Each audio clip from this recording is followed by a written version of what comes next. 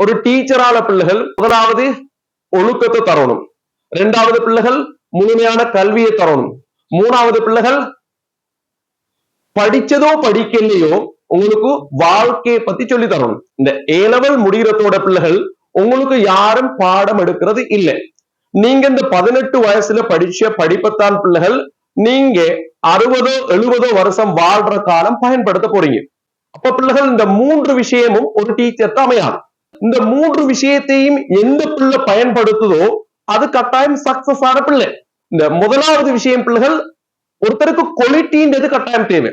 யாருக்கு குவாலிட்டி இருக்கோ அவருக்கு தான் பிள்ளைகள் நல்ல எதிர்காலம் இருக்கும், நல்ல நல்ல தொழில்களும் அவரை தேடி வரும். இரண்டாவது பிள்ளைகள் கல்வி உங்களுக்கு முழுமையாக தரப்படும். ஒரு உடுப்பெடுக்க போற நேரம் எத்தனையோ கடைக்கு ஏறி இறங்குறீங்க, உடுப்பு நல்லமா கூடாது.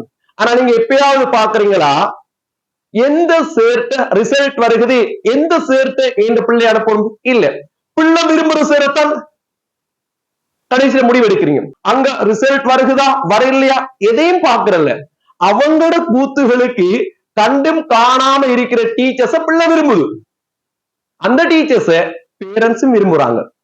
அதனால பிள்ளைகள் எங்களை பொறுத்தவரையில டிஸ்ட்ரிக்ட் ரேங்கும் எங்களுக்கு வந்திருக்குது பிள்ளைகள் பிஎஸ்டி இடெக்ல, அதே மாதிரி ஐலண்ட் ரேங்கும் எங்களுக்கு பிள்ளைகள் பிஎஸ்டி இடெக்ல ரெண்டுலையும் வந்திருக்குது. ஆகவே பிள்ளைகள் உங்களுக்கு நம்பி எங்களோட கிளாஸ தேடி வரையிலும் பயப்பட தேவையில்லை. மூணாவது பிள்ளைகள் எல்லாருக்குமே படிப்பு இருக்கிறது, எல்லாரும் யூனிவர்சிட்டி போறதும் இல்லை.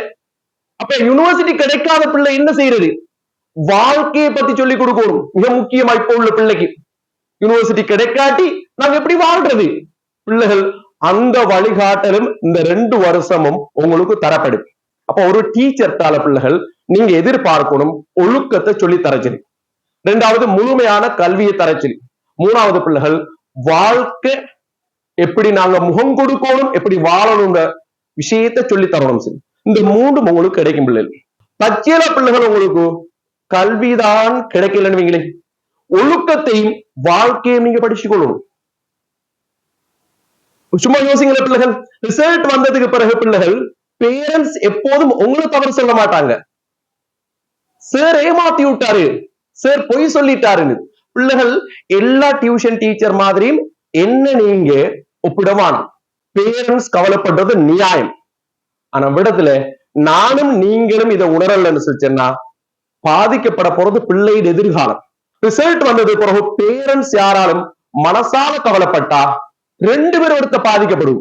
ஒன்று பிள்ளை, 2 டீச்சர். நல்லா விலை கொடுங்க பிள்ளைகள். ஒரு நாளும் நாங்க உங்களை ஏமாத்துறதாக ஒரு நாளும் நாங்க நடந்து கொண்டது இல்லை. எல்லாரையும் யூனிவர்சிட்டி அனுப்பலாத பிள்ளைகள். என்ன பொறுத்த வரையில ஒரு டிஸ்ட்ரிக்ட் ரேங்க் ஒரு ஐலண்ட் ரேங்க் வாரத்தை விட பிள்ளைகள் அதிகமான பிள்ளைகள் யூனிவர்சிட்டி போறதை நான் விரும்புறேன். ஏன் ஒரு டிஸ்ட்ரிக்ட் ரேங்கை வச்சு நாங்க டியூஷனை ப்ரமோட் பண்றதை விட அதிகமான பிள்ளைகளை யூனிவர்சிட்டி அனுப்பினா அதிகமான குடும்பங்கள் பிள்ளைகள் சந்தோஷப்படும்.